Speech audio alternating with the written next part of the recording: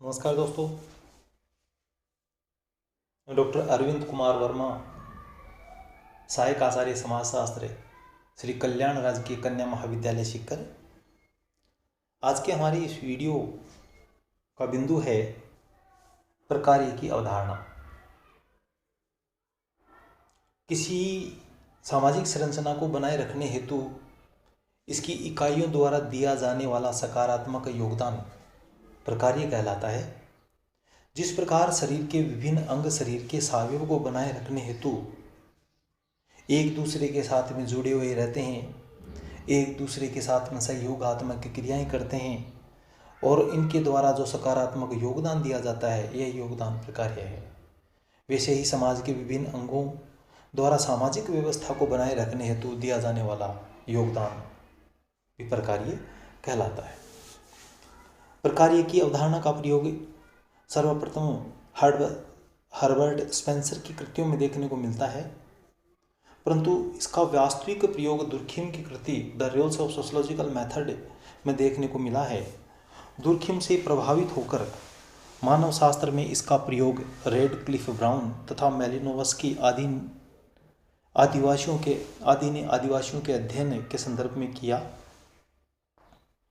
Durkheim से लेकर वर्तमान तक इस अवधारणा के प्रयोग में काफ़ी संशोधन, परिवर्तन एवं परिवर्धन हुआ, किंतु आज तक इसकी मूल भावना में विशेष फेरबदल देखने को नहीं मिला।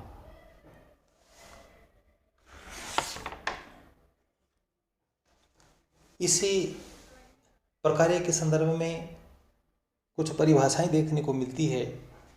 रॉबर्ट के मर्टन का मानना है किसी भी आंशिक संरचना जैसे एक उपसमूह है एवं भूमिका, एक सामाजिक नियम अथवा एक सांस्कृतिक मूल्य का वह योगदान जो वह रॉबर्ट के मर्टन अपनी कृति social theory and social structure में कहते हैं, वे अवलोकित परिणाम जो सामाजिक व्यवस्था के अनुकूलन या सामंजस्य को बढ़ाते हैं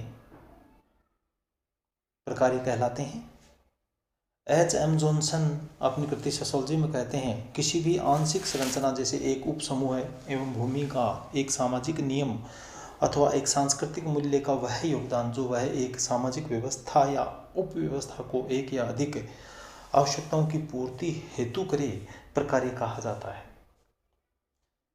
क्लूफोन का कहना है संस्कृति का कोई भाग तभी प्रकार्यात्मक होता है जब वह इस प्रकार की अनुक्रिया करे कि उसे सामाजिक रूप से ग्रहण किया जा सके तथा व्यक्ति समाज से अपना अनुकूलन करने हेतु उसे सुविधापूर्वक समझ सके। प्रकार्यों के प्रकार मेरियन जे लेवी और रॉबर्ट के मर्टन मुख्यतः दो प्रकार इसके बतलाते हैं, जिसमें प्रकार्य वे क्रियाएं जो सामाजिक व्यवस्था के अति जीवन में योगदान प्रदान करती है, प्रकार्य कहलाते हैं। इसके अलावा एक होता है दुष्प्रकार्य, वे क्रियाएं जो सामाजिक व्यवस्था के अति जीवन में योगदान नहीं करती वरन इन्हें विखंडित करने का कार्य करती है।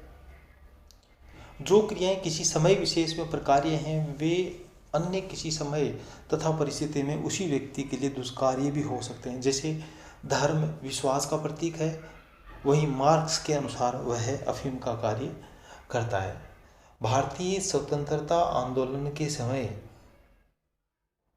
क्रांतिकारियों के द्वारा किया गया कार्य स्वतंत्रता के लिए योगदान था, परंतु स्वतंत्रता पश्चात यदि कोई सरकार के प्रति इस प्रकार की क्रांति करता है तो इस प्रकार के कार्य को दुष्कार्य की श्रेणी में रखा जाता है। मर्टन ने दो प्रकार इसके बतलाते हैं, प्रकट और प्रकार्य और अप्रकट अव्यक्त प्रकार्य। प्रकट या व्यक्त प्रकार्य किसी घटना तत्व या इकाई के वे वस्तुपरक परिणाम प्रकट या व्यक्त प्रकार्य है जो किसी व्यवस्था के सहयोग के द्वारा अपेक्षित, मान्य और वांछित होते हैं। अप्रकट अव्यक्त प्रकार्य किसी घटना तत्व या इकाई कि वे वस्तुपरक परिणाम अप्रकट या अव्यक्त परिणाम है प्रकार्य है जो किसी व्यवस्था के सहयोगियों द्वारा अनपेक्षित, अमान्य एवं अवांछित होते हैं। सामाजिक संरचना तथा प्रकार्य में संबंध। विभिन्न विद्वानों के इसके संदर्भ में विचारों को सम्मिलित किया गया है।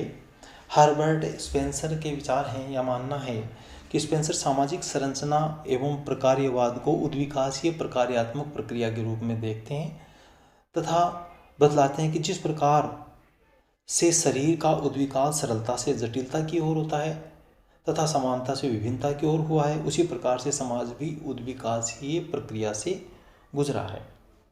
इमाइल दुर्खिम ने समाज को एक जीवधारी की भांति माना। जिन गतिविधियों द्वारा समाज की आवश्यकताओं की पूर्ति होती है उन्हें प्रकार्य कहा जाता है, जैसे परिवार, नातेदारी, राजनीतिक तथा आर्थिक संगठन आदि द्वारा दिया जाने वाला योगदान। दुर्खिम सामाजिक तथ्य, श्रम विभाजन, विशेषीकरण आदि को सामाजिक संरचना की इकाई मानते हैं। निम्न श्रम विभाजन यांत्रिक समाजों में अर्थात परंपरागत समाजों को देखने को मिलता है। पूर्ण श्रम विभाजन हमारे स्वावयवी समाजों में देखने को मिलता है। मेलिनोवस्की ने मानना है कि उद्विकास के विरुद्ध प्रकार्यवादी सिद्धांत को जन्म दिया है। मेलिनोवस्की के अनुसार मानव की 7 आधारभूत आवश्यकताएं हैं: शरीर पोषण, प्रजनन, शारीरिक आराम, सुरक्षा, गति, वृद्धि तथा स्वास्थ्य आदि। इनकी पूर्ति हेतु ही मानव ने संस्कृति के विभिन्न तत्वों का निर्माण किया। मेलिनोवस्की द्वारा सांस्कृतिक तत्वों के प्रकार्य पर बल दिया जाने के कारण इन्हें दृष्टिकोण को प्रकार्यवादी कहा जाता है। रॉबर्ट के मर्टन सामाजिक आदर्शों एवं मूल्यों का ही व्यवस्थित संगठन है। जब समाज के सदस्य इसकी विपरीत व्यवहार करते हैं तो समाज में अप्रतिमानता, आदर्श विहीनता की स्थिति पैदा होती है, जिसे व्याधि की स्थिति भी कहा जाता है। मर्टन सांस्कृतिक लक्ष्यों तथा संस्थागत साधनों के संदर्भ में सामाजिक संरचना को प्रस्तुत करते हैं। प्रस्तुति भूमिका में समन्वय नहीं हो तो सामाजिक संरचना में विघटन पैदा होता है। मर्टन का मानना है संदर्भ समूह सामाजिक संरचना को आगे बढ़ाने में सहयोग प्रदान करते हैं। A.R. रेडक्लिफ ब्राउन सामाजिक संबंधों के ताने बाने को सामाजिक संरचना कहते हैं। व्यक्ति इस सामाजिक संरचना की प्रमुख इकाई है। सामाजिक संरचना सदस्यों की पद्धतियों की व्यवस्था है।